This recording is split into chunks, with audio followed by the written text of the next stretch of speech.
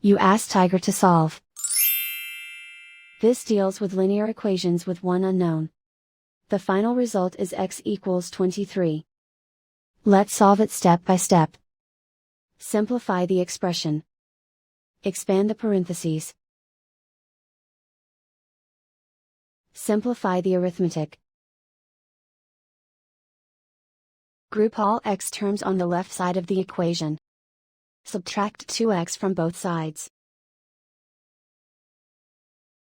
Group like terms. Simplify the arithmetic. Group like terms.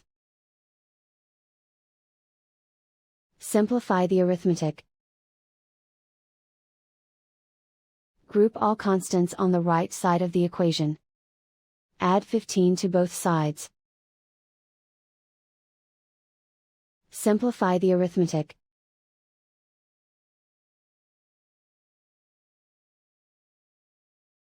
And so the final result is x equals 23.